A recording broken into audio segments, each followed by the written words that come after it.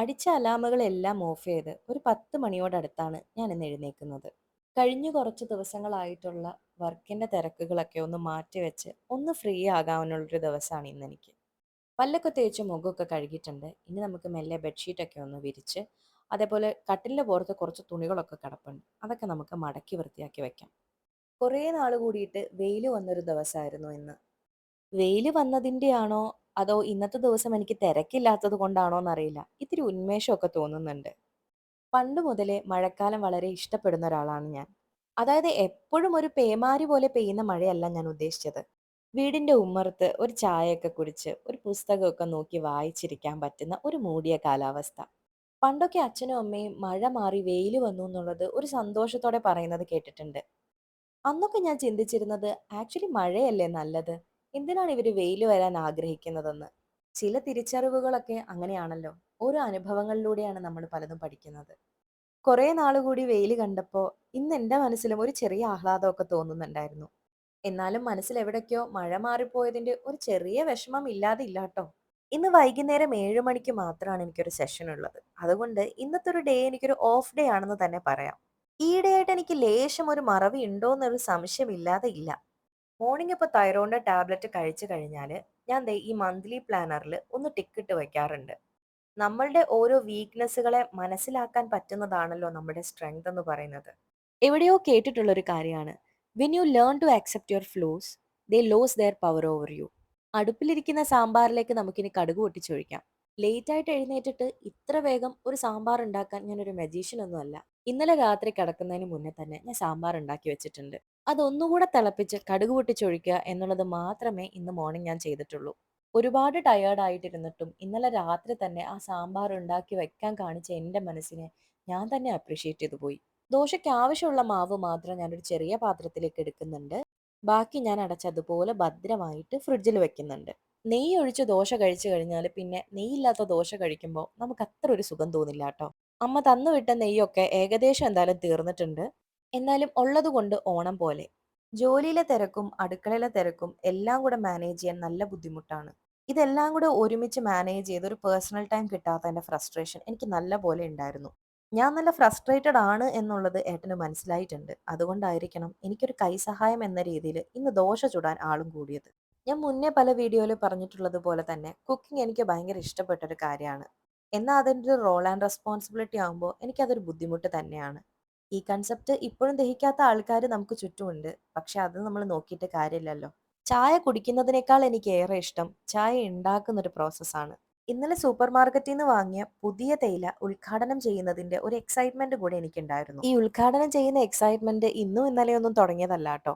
വർഷങ്ങളായിട്ട് എനിക്കുള്ളൊരു കാര്യമാണ്. പണ്ടൊക്കെ ഞാൻ എൻ്റെ വീട്ടില് ഇതൊരു പ്രഖ്യാപനമായിട്ട് നടത്തിയാണ് ഉദ്ഘാടനം നടത്തിക്കൊണ്ടിരുന്നത്.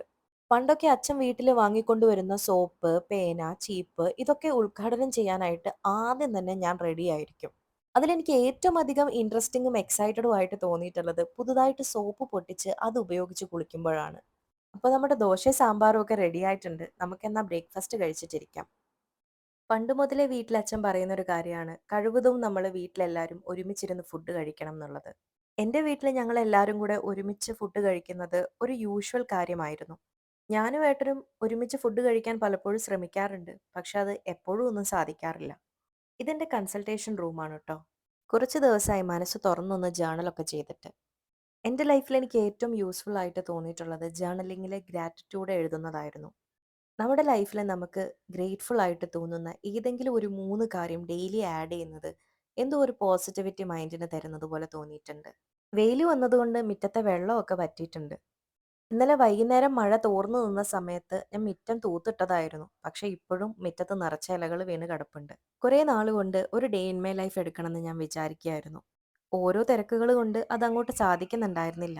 ഞാൻ ഇടയ്ക്കൊക്കെ എൻ്റെ ചാനലിൽ തന്നെ പഴയ വീഡിയോസ് എടുത്ത് നോക്കാറുണ്ട്. എസ്പെഷ്യലി ആ ഒരു ഡേ ഇൻ മൈ ലൈഫൊക്കെ.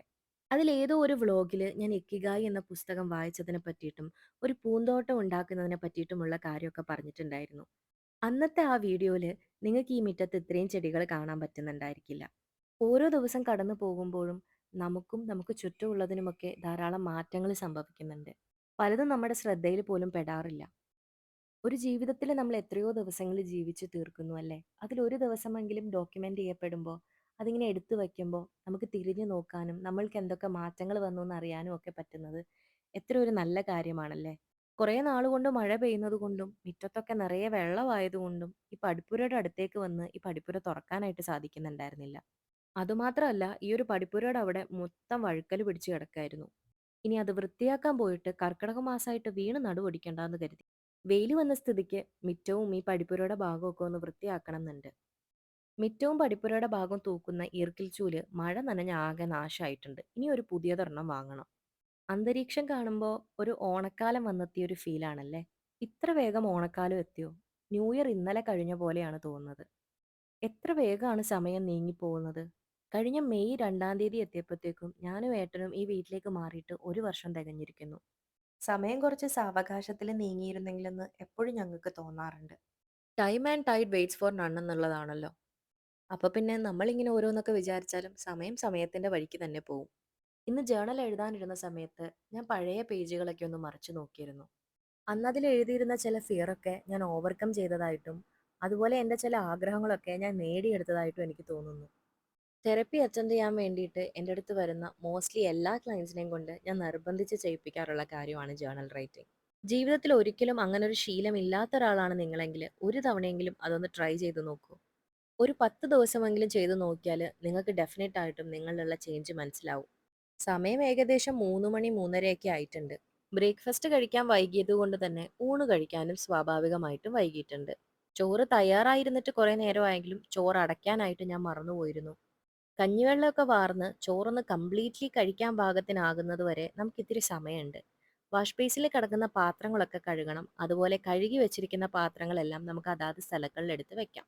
ഈ വർഷം കഴിഞ്ഞ വർഷത്തെക്കാളും ബെറ്റർ ആയിട്ട് ഞാൻ കുറേ നാൾ വരെയൊക്കെ ജിമ്മിൽ കൺസിസ്റ്റന്റ് ആയിട്ട് പോകുന്നുണ്ടായിരുന്നു. ജൂൺ മാസത്തിന്റെ അവസാനവും അതുപോലെ ജൂലൈ തുടങ്ങിയതിനു ശേഷവും ഞാൻ കുറച്ച് ഇൻകൺസിസ്റ്റന്റ് ആയിട്ടാണ് ജിമ്മിൽ പോയിക്കൊണ്ടിരിക്കുന്നത്. അതിൽ ഒരു റീസൺ ഉണ്ണിച്ചേട്ടന്റെ എൻഗേജ്മെന്റ് വന്നു, അതിന്റെ തിരക്കുകളിലൊക്കെ പെട്ടുപോയി എന്നുള്ളതാണ്.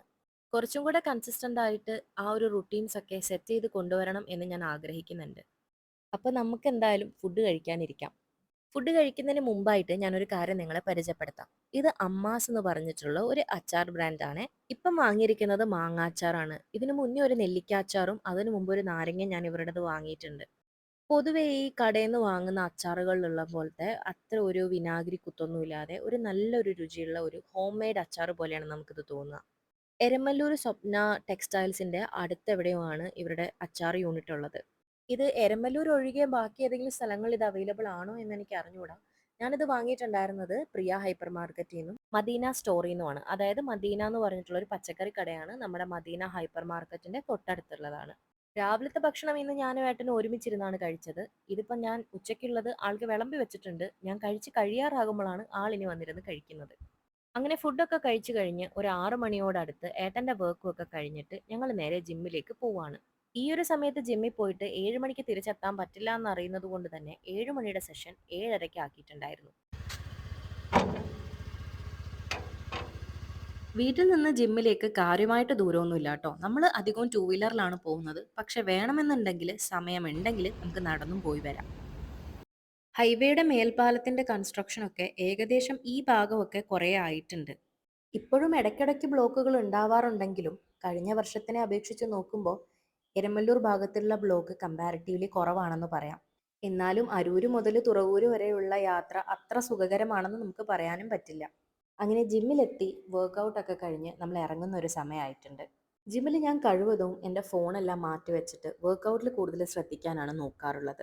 ജിമ്മിൽ നിന്ന് ധൃതി പിടിച്ചാണ് ഇറങ്ങിയിട്ടുണ്ടായിരുന്നത്. ഏകദേശം 7 മണി കഴിഞ്ഞിട്ടുണ്ട് നമ്മൾ ജിമ്മിൽ നിന്ന് ഇറങ്ങുമ്പോൾ. വർക്കൗട്ട് കഴിഞ്ഞപ്പോൾ അത്യാവശ്യം നല്ല വിശപ്പുണ്ടായിരുന്നു. വീട്ടിലെത്തിയ ഉടനെ തന്നെ ഞാനും ഏട്ടനും ചേർന്നിട്ട് ഒരു ചായയും അതുപോലെ ഒരു എഗ് സാൻഡ്വിച്ചും, അതായത് ഒരു സിമ്പിൾ ആയിട്ടുള്ള ഒരു എഗ് സാൻഡ്വിച്ചും ഉണ്ടാക്കി കഴിച്ചിട്ടാണ് ഞാൻ സെഷന് കയറിയത്. ബിക്കോസ് വിശന്നാൽ നിങ്ങൾ നിങ്ങളല്ലാതാകും എന്നാണല്ലോ. അങ്ങനെ സെഷനൊക്കെ കഴിഞ്ഞിട്ട് ഞാൻ നല്ല ആസ്വദിച്ചൊരു കുളി കുളിച്ചിരുന്നു.